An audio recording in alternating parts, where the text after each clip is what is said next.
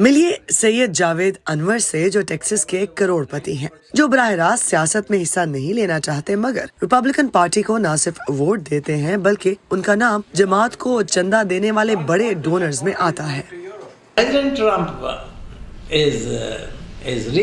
صدر ٹرمپ واقعی میں کھل کر بولنے والی شخصیت ہیں۔ میں پہلی بار ان سے وائٹ ہاؤس میں ملا، پھر ان کے خاندان سے واقف ہوا، ان کے بیٹوں، ان کی بیٹی، سب کو جانتا ہوں۔ مجھے لگتا ہے کہ ان کی فلسفی ٹھیک ہے۔ میں کہوں گا کہ میں دوسرے سیاستدانوں کے مقابلے میں ان سے ذرا مختلف طریقے سے ڈیل کرتا ہوں۔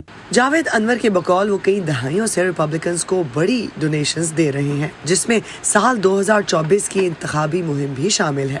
جاوید انور اپنے تیل کے کاروبار کی وجہ سے ٹیکساس میں جانی پہچانی شخصیت ہے اور آئل انڈسٹری میں ان کا شمار بڑے بزنس مین میں ہوتا ہے۔ وہ ریپبلکن پارٹی کے اہم رہنماؤں کے ساتھ رابطوں کی وجہ سے شہرت بھی رکھتے ہیں۔ سابق صدر جارج بش نے جاوید انور کے ساتھ دوستی کا ذکر اپنی کتاب میں بھی کیا ہے۔ سابق صدر جاوید انور کو جے ڈیڈی کہہ کر پکارتے ہیں۔ جاوید انور 18 سال کی عمر میں کراچی سے امریکہ پیٹرولیم انجینئرنگ کی تعلیم حاصل کرنے آئے تھے۔ کراچی میں فون آپریٹر کا کام کرنے والی والدہ نے انہیں اکیلے پالا پوسا تھا۔ ان کے لیے انہیں امریکہ بھیجنا آسان نہ تھا۔ They said, son, sink or swim, we're going to give you 1 semester tuition, 1-way ticket, and maybe month or 2 expenses. انہوں نے کہا، بیٹا ڈوبو یا تیرو، ہم تمہیں صرف 1 سیمسٹر کی ٹیوشن، 1 وے ٹکٹ اور شاید 1 مہینے یا 2 کے اخراجات دے پائیں گے۔ اس کے بعد ہمارے پاس آپ کو واپس لانے کے لیے پیسے نہیں ہیں۔ اگر آپ اپنا مستقبل وہاں نہیں بنا سکتے تو کہیں بھی پرواز کرنے سے پہلے اس کے بارے میں سوچ لو۔ میں نے اس کے بارے میں سوچا اور میں امریکہ کے لیے نکل پڑا۔ میں نے آتے ہی کالج کی کینٹین میں کام کرنا شروع کر دیا، جس کی بنا پر مجھے 3 وقت کا کھانا مفت مل جاتا تھا، کیونکہ میرے پاس پیسے نہیں تھے اور میں پیسہ خرچ بھی نہیں کرنا چاہتا تھا۔ لیکن ویکینڈز مشکل تھے کیونکہ کینٹین بند تھی، اس لیے میں نے ایک کک سے دوستی کر لی جس سے میں ویکینڈ پر ملنے چلا جاتا تھا اور اسے کہتا تھا کہ میں فارغ ہو گیا ہوں، میرے لیے کوئی کام ہے، تو وہ مجھے اپنے ساتھ کام کرنے دیتا اور بدلے میں مجھے مفت کھانا ملتا۔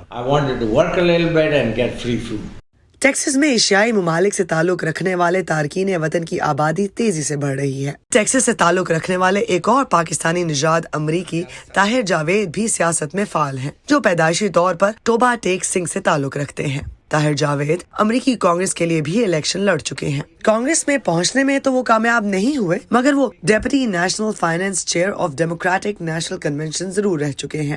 I served on Hillary Clinton's campaign for Biden election. I was جو لیڈ کر رہا تھا اس کو مسلم فار بائیڈن کی جو کیمپین تھی اس کو۔ ویسے اوورآل سارے الیکشنز جتنے بھی آپ دیکھو نا، they may get to $20 million.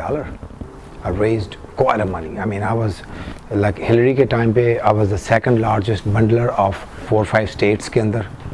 For Biden I was still second largest bundler.